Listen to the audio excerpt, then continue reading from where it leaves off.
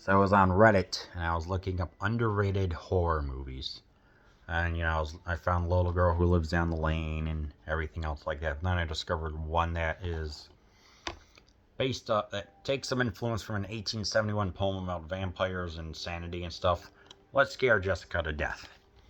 This is 1971, low budget, but definitely worth it for the way how it looks. A woman has released from an institution after suffering a nervous breakdown. Jessica, her husband, and a friend decided to move into the countryside.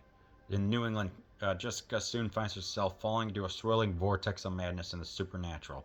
And even more unsettling discovery is that the entire region seems to be under the influence of a mysterious woman the trio finds living in a supposedly empty house.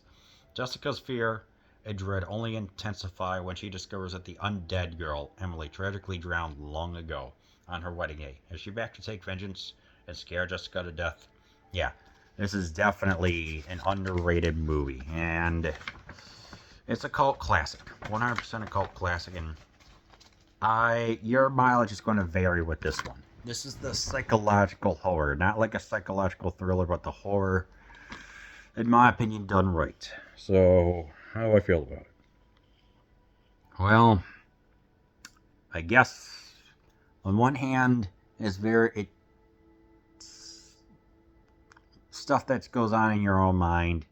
Some people think it's like saying, "Hey, she's a-okay, she has problems." So, of course, one of the central themes is gaslighting, where people they think people that she thinks people are out to get her or just ignoring her and stuff like that.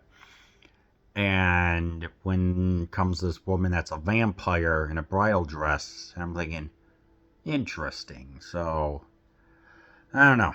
I mean, I did like this movie. It is definitely scary. I mean, even Rod Serling was afraid of this or whatever, but I don't know. It's just one of those, you just have to watch and you draw your own conclusions, because it's all just psychological. It is implied that there is a vampire, and the actress who does it, what is her name? It's Zara Lampert, is actually really dang good in this. At once portraying herself being sane, but then going into the depths and the despair of everything. And for a while, it seems like nothing happens, but within the last, I don't know, 45 minutes or so, that's when things intensify, including a whole bunch of Krillings, birders, and vampires who go like right here. So, of course, there's a scene where, obviously, when she emerges from the water and kind of takes a bite out of the neck, and I'm like, ooh, that's some scary stuff. But at first, it's like things seem normal. But then again, why are they driving a hearse that says love on there? Then lo and behold, discover it's like this, the death of the hippie movement. So they bring it in quite a macabre way, but this movie just has a dreamlike atmosphere to it. I don't know.